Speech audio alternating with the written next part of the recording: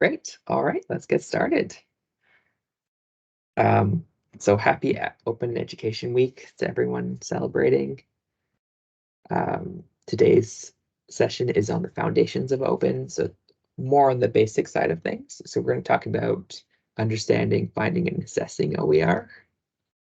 And before we begin, I'd like to acknowledge that AU is a online university. So we have a presence all across Canada. So we really want to respectfully acknowledge that we live and work on the traditional lands of the Indigenous peoples of Canada. So not just in Athabasca, but all over Canada. And we honor the ancestry, heritage, and gifts of the Indigenous people and give thanks to them for letting us do that today. All right. So I'll give you a bit of an overview of our learning objectives here today. My name is Dan Cocroft.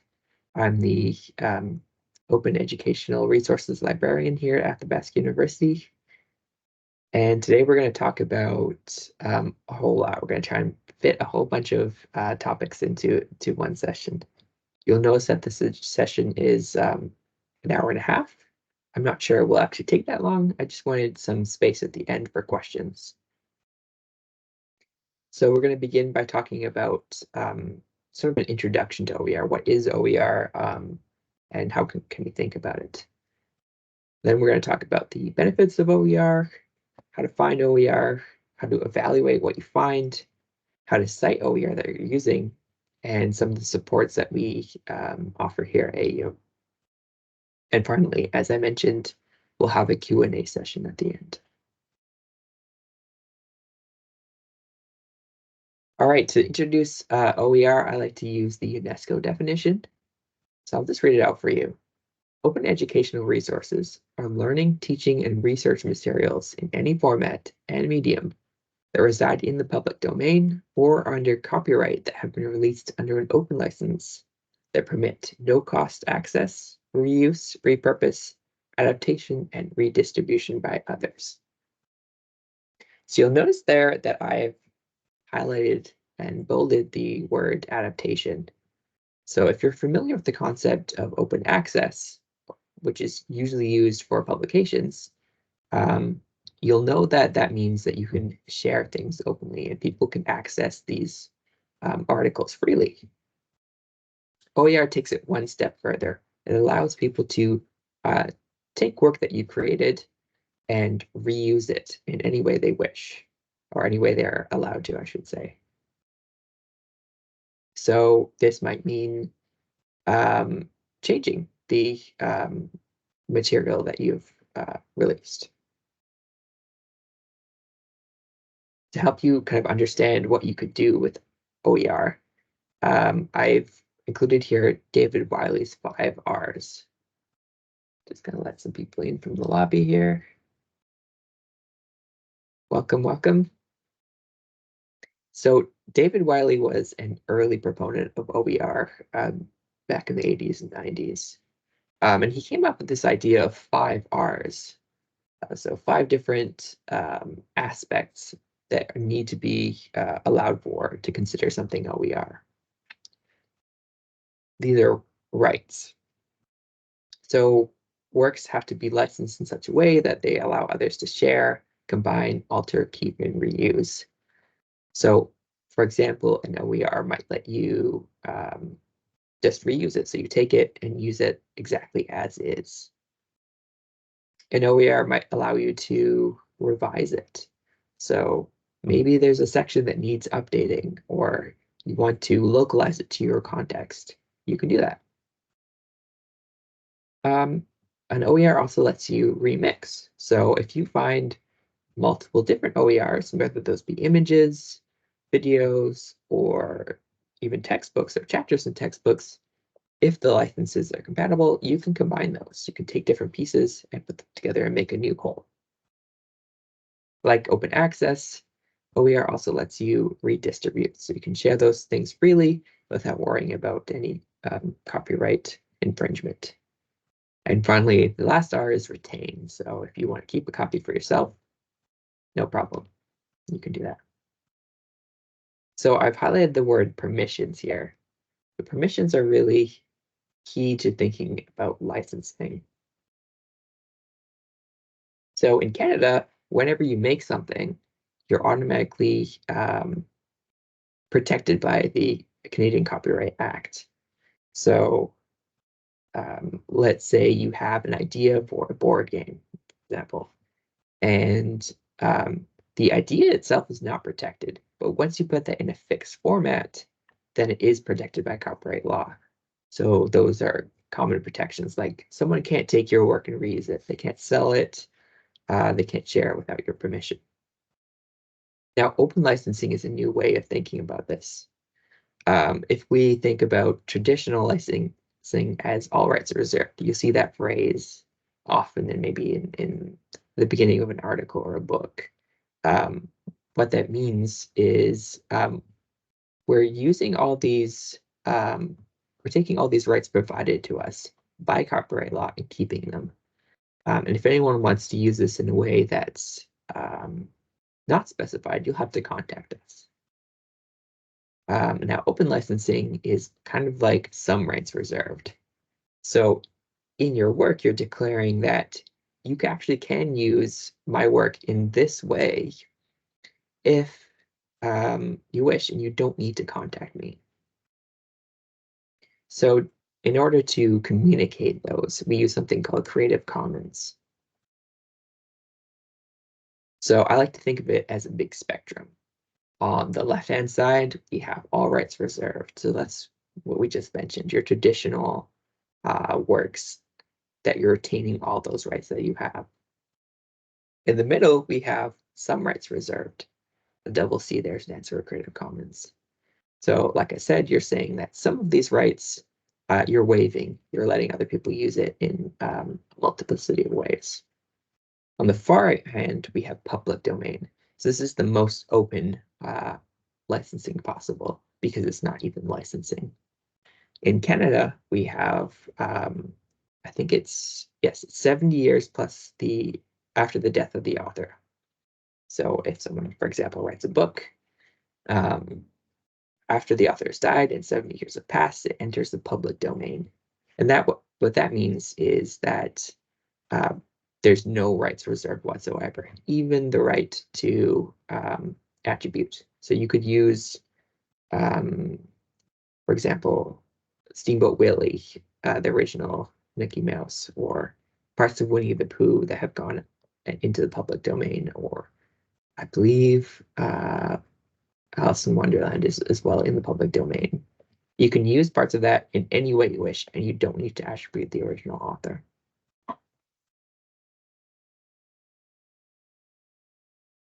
So let's talk about how you can communicate that with people who want to use your works, or how you can understand the rights being communicated to you when you're using other people's OER. So Creative Commons is a system that we use, and it has 4 different aspects to it, and these can be combined in any different combination. So the first is attribution. You'll see this indicated by a BY. Also, a little person is the icon. Actually, all Creative Commons licenses have attribution. So if you apply a attribution license to your work, or you're finding stuff that has attribution license on it, you have to attribute whoever made it first. Non-commercial is another popular aspect people like to apply. So this permission basically means that, hey, you can use my work, but you can't make money off of it. And that's a little $ crossed out. NC is the letters that used to represent it. Next, there's share alike, as it's SA. This basically means that, hey, if you want to use my work, that's fine. Just don't re-release it under different terms. So to provide an example, sometimes someone might take part of a work and rewrite it for their own context. Maybe they have a specific course in mind. They didn't want you to make that more open or more closed. They just want their content to stay the same. And finally, we have no derivatives. This is ND. So this is the line in the sand between open access and OER. So if you see that symbol, the equal sign, any work that you want to use, make sure that you know that you can't make any changes to it. So that means, yeah, it doesn't count as OER. Now, there's some advantages to OER and there's some considerations to keep in mind. Let's start with the advantages. So like I said before, OER can be shared freely. So there's no login screens. There's no institutional access. There's no worries about copyright infringement. You can just share it with your students. You can share it with your colleagues. No worries there. OER also don't expire. So the publisher is not going to suddenly pull it out of print. They don't have limits on concurrent readers. You'll know that some online versions of books will have limits like that. If you eliminate all the paid resources in your course, you could eliminate your course materials fee. So if you change all those required readings to OER, those students won't be charged the CMF, which is I think $62 right now, but it's going up in September. Another advantage is that OER can be transformed into different formats without permission. So say you find something online that you really like, but it's not super accessible, you can change it to a format that is more accessible. You could take a PDF and make it into an EPUB. There's no restrictions on that. Another advantage is that students can access their textbook before the course starts and after it ends. They can just hold on to it forever, which is a huge advantage for some learners. And finally, the real promise of OER is that it can be modified. So like I said before, let's say you find a really nice textbook that uses some examples that are out of date. You could add new ones. If you have you don't like using a new edition of a textbook every revision, you can just make the changes yourself. And as I mentioned before, you can combine different OER together. So you find a chapter here that you like, chapter here, there you like, you can put them together as long as those lesson sets are compatible. And if you have any questions about compatibility, just contact me. Now, there's also some downsides or some things to consider. So there's really a lack of open content in those niche subject areas. So you might have no problem finding a physics book, for example. But if you're looking at a specific like sub topic or subject of physics, you might have a more difficult time. But we are also not usually peer reviewed in that traditional sense. So where you have this implicit trust in a traditional publication, you're going to have to think a bit more about evaluating the resources that you choose. I also wanted to mention that OER are not always the answer. So particularly if you're using OER as supplemental material, check your library holdings. So just contact us and we'll be happy to take a look and see if there's anything that might work for you, because we do pay for access to a lot of material and your students wouldn't have to pay for that. So something to think about. Like I said, you have to spend more time evaluating those resources because of the peer review process. Another thing to consider is that the sort of responsibility for updating OER often falls more on adopters. So if you choose to use an OER, you might have to be the one who updates it. That's not always true. Later on, we'll talk about some of the gold standards for OER, and one of those is OpenStax. and they do revisions and publish errata every couple of weeks. So they're constantly making updates for you, which is fantastic. And finally, OER can be difficult to find, and I will help you with that process. I wanted to use a sort of real world example to illustrate some of the cost advantages. So recently we published our first title through the OER Publishing Support Program. And one of those first three titles was an introduction to computer programming with Python. So this will cost learners $0. It also saves the university tons of money, and it's available in multiple digital formats. Now, since this is a new course, I can't tell you what textbook would have been used in the past, but I took a look to see what was the most popular and best-selling Python book on Amazon, and it's this Python Crash Course. If you were to get the Kindle edition, it would cost you $48 and or students $48 and considerably more if you were to buy a physical copy. Now, with the Kindle edition, you can only use the Kindle software on your phone or your computer or your Kindle device. So there's definitely some pros and cons there, but I like to highlight um, the cost difference there.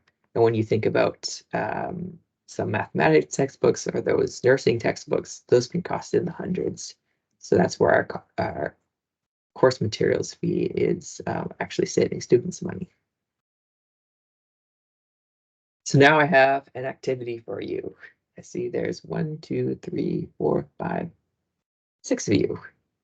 So I'm going to ask you to put in the chat a guess of how much you think each one costs. Just put the number and then a guess.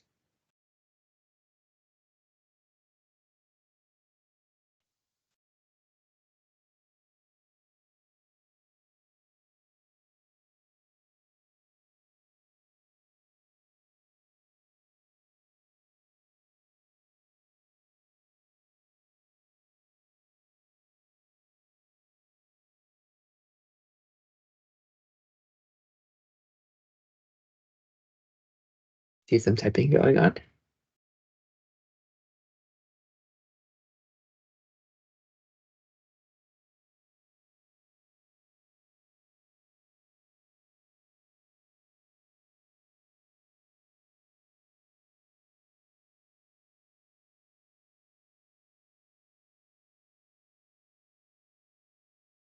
All right.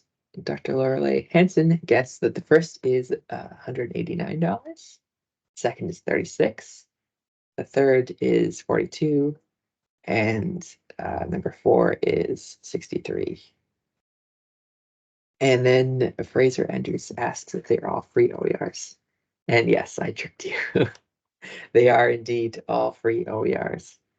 So I wanted to give you an idea of kind of the scope of what's out there. There's a lot of OER that's free for us to use and free for students too, which is really exciting. So we'll move on. Sorry for tricking. So let's talk about finding an OER. So because we're only talking about OER, I'm going to focus on textbooks and audio-visual material. Specifically, that's licensed to allow for modification. So that's what makes it an OER. So I'm going to look at some various repositories and federated searches.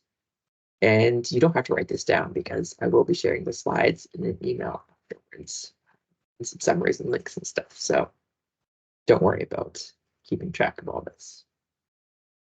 I also wanted to highlight what we're not talking about. So I won't be talking about free resources. So just because something is free online doesn't mean that it's openly licensed in the way that we're talking about it. I also won't be talking about open courseware or the sort of course modules or interactives that you can pull in to your learning management services systems, just because that's a bit more complicated to find. It's a whole different kettle of fish. I also won't be talking about open access material, just because you can't modify it. It's not licensed in the same way. I also haven't included any repositories without license filters. So you'll find that there's actually a lot of places to find OER, but some of them don't have filters to allow you to look at specific use cases. So include all the copyrighted material in your results with the open content, which makes it really hard to find. Let's start with another activity.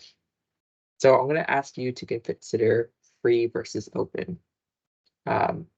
So if you find something that's really available, you want to consider if it's openly licensed.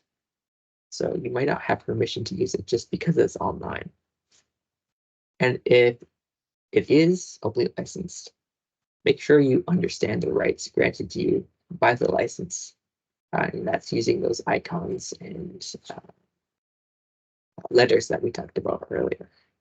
So I'm going to ask you to do a little digging for me. Now, this is not a trick question. The last one was a trick question, but not this time.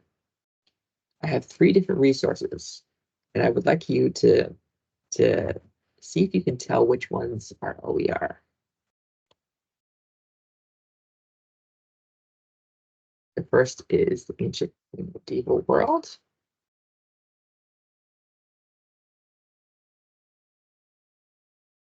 The second one has a broken link, so I apologize for that.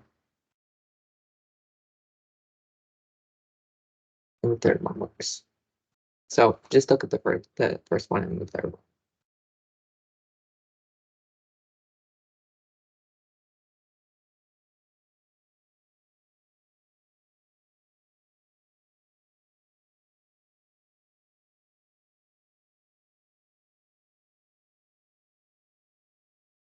And if you need some help finding the license, just let me know and we can share our screens and I can take a look.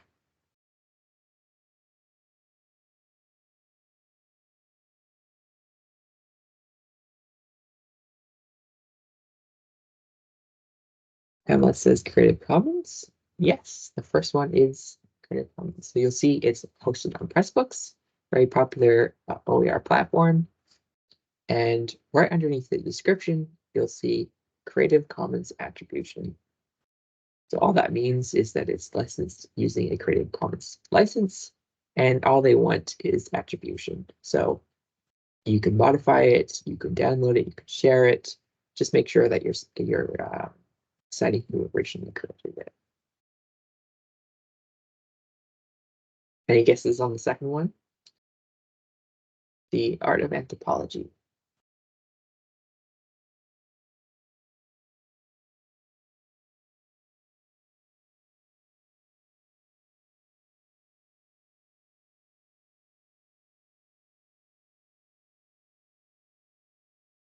All right, I'll let you know. So if you look into the copyright page, they have all kinds of information about the work. Now it's a little bit harder to see because they're not using the Creative Commons logo, they're not using the icons, but under the copyright statement, you will see the author has licensed the work under the Creative Commons Attribution Non-Commercial 3.0 United States license. That's just in text, so sometimes it's a little bit hidden, but you have to take a closer look and you'll find out that it is indeed openly licensed. The second one with the broken link, it was actually a copyrighted work, so that was the hidden one. And just while I'm on the topic, if you ever see a number after a license, so it's 3.0 or 4.0, you don't have to worry about that. That just means it's ported or unported. It's really not relevant to making decisions about if you can use it or not. The same with if you see a country behind it. If you see international or United States. Typically, that doesn't apply.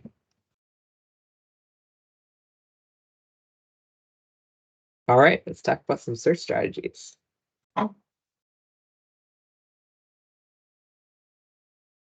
So before you start searching for OER, you need to consider what you're looking for. So we need to have an idea.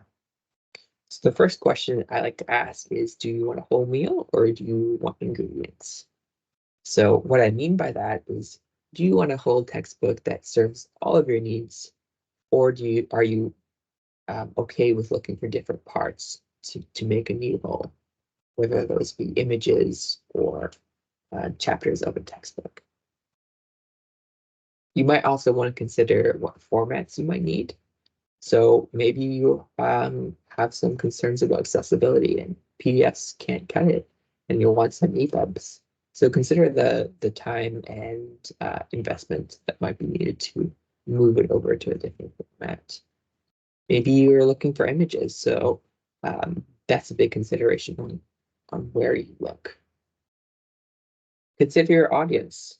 Do you want just AU learners, or do you want to have a work that might apply to all kinds of folks around the world?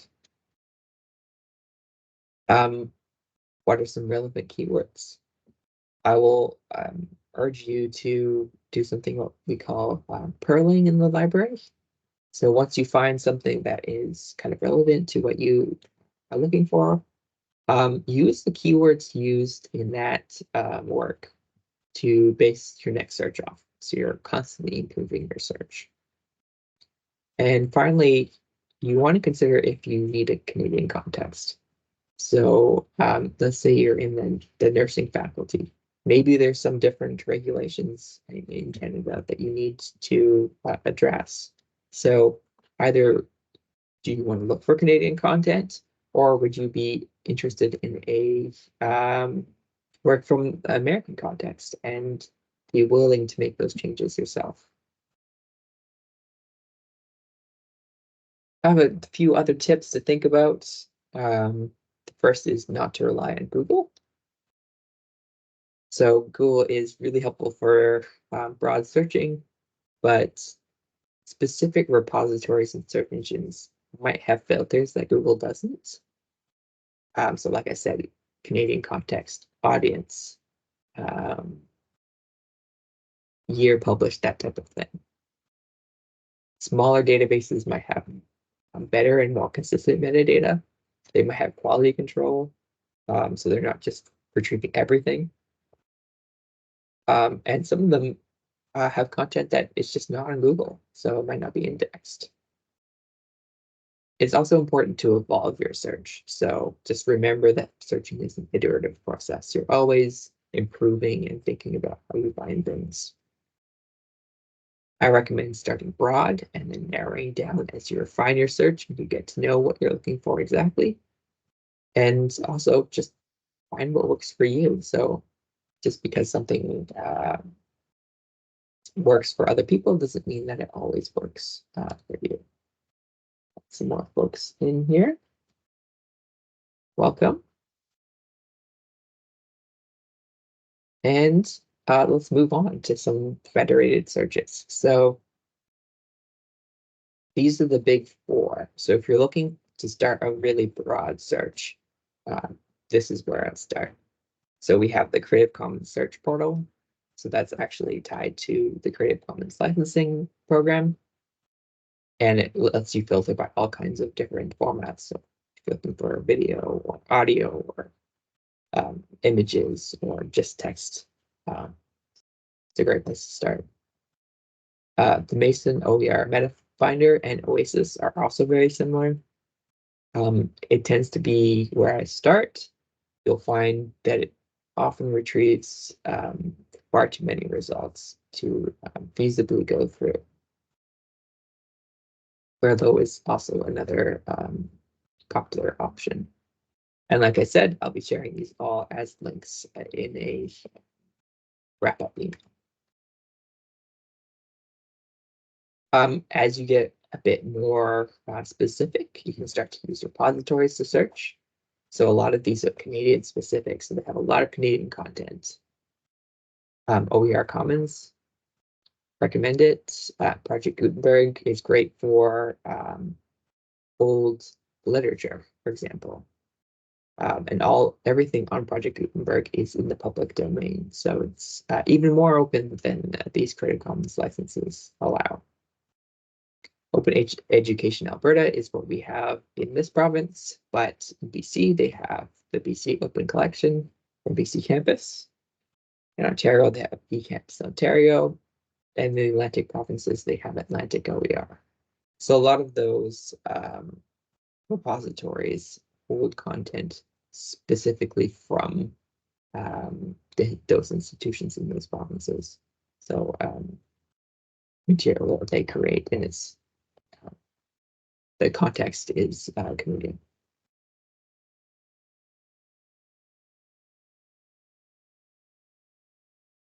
All right, textbooks. If you want to look for textbooks, there's a couple places you can look. Like I mentioned, OpenStax is really the gold standard of OER. They have probably about 20 titles now, major subjects. So you'll find physics, math, anatomy, those types of things. So not really specific subjects, but the content is supported by videos. It is vetted by teams of hundreds of people. They publish errata monthly and continually update their works. So they're highly recommend OpenStax.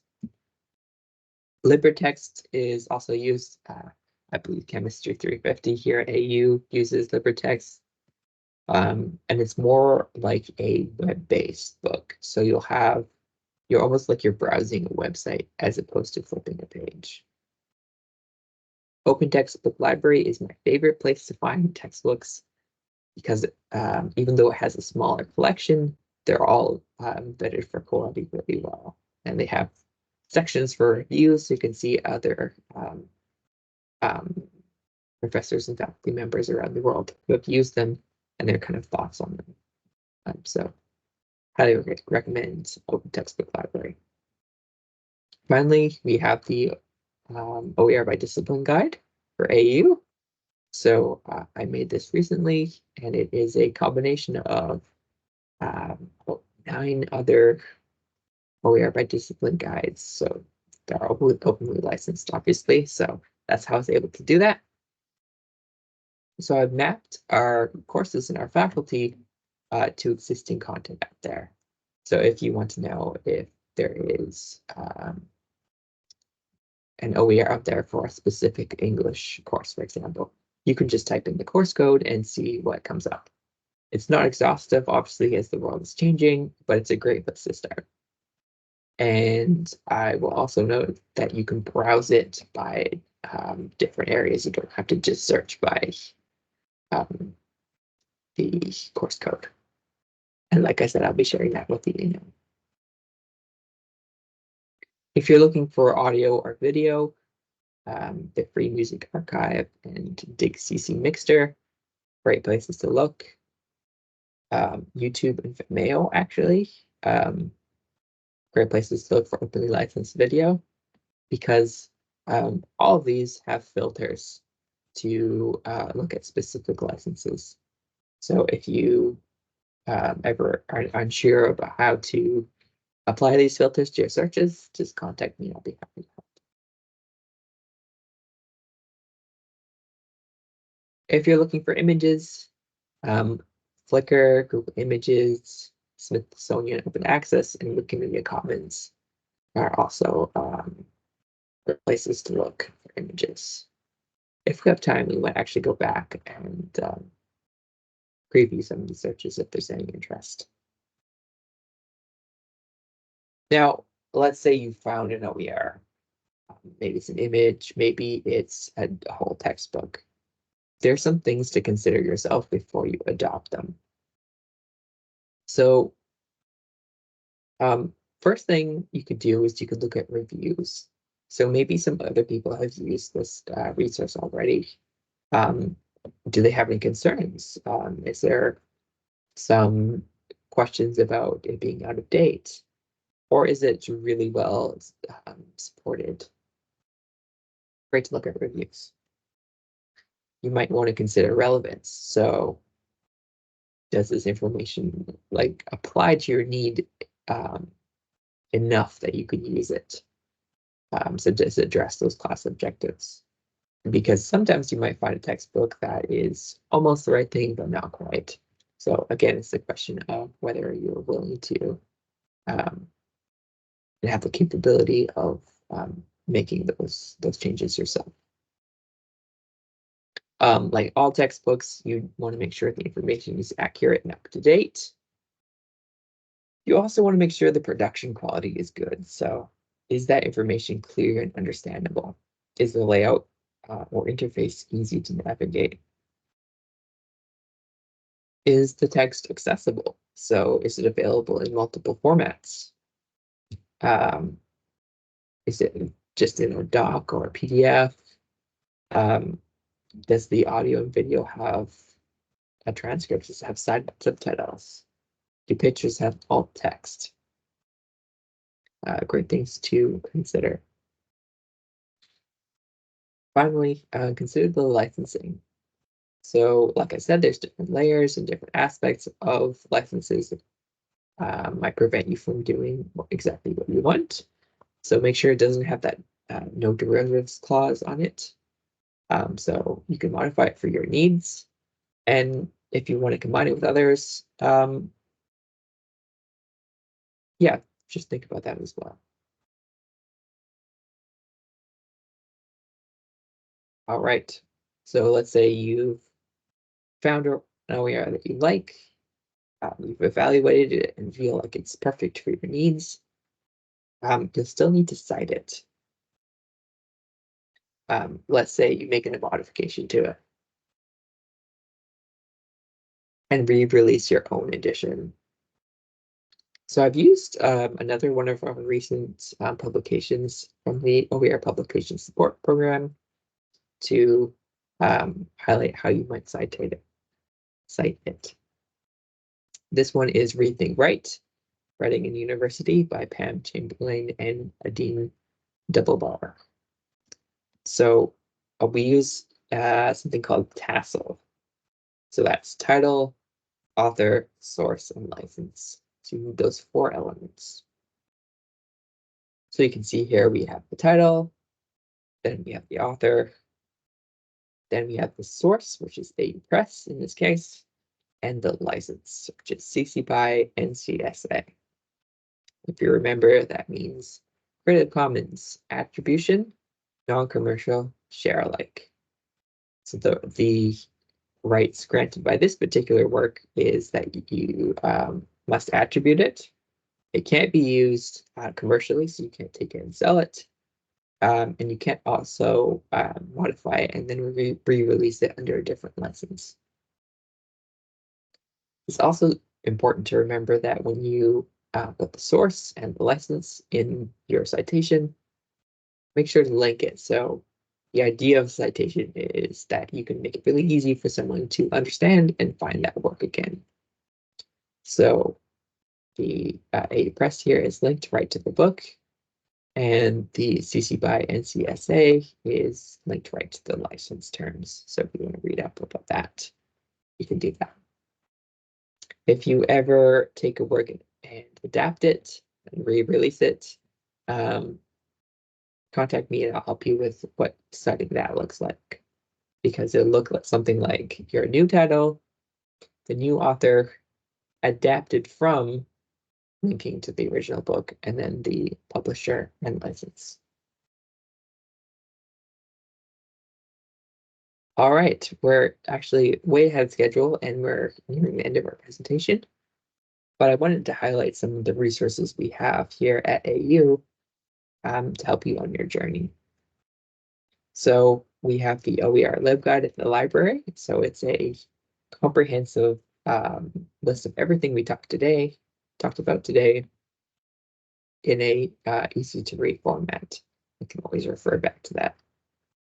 We have the OER finding service, which is something I run. So if you have a course that you're thinking about considering using an OER for, just send me the course description and I'll find all relevant OER that you might want to consider. I can do the searching for you. I also offer a one-on-one OER chat. So if you have any questions about licensing, about copyright, about finding OER, anything like that, don't hesitate to contact me. That's my job. I mentioned the OER by discipline guide. It's a great place to start. And I also wanted to mention that we have a quarterly open community of practice here at AU. So 4 times a year, we meet to talk about what we're doing. So new developments in the OER world, new developments at AU, and people's journeys in adopting and creating their own OER or finding OER. It's a great open place to ask questions. Finally, I wanted to share with you our next session for Open Education Week. So just on Wednesday, just 2 days from now, we have Publishing OER. So think about it as just a bit more advanced version of this talk today. So it's on March 6th at 11 a.m. Mountain Time. And we'll talk about compatibility of licenses. We'll talk about copyright in a bit more depth, publishing support, and basically how you can make your own OER. And now we have space for questions. Are there any questions burning in your brains?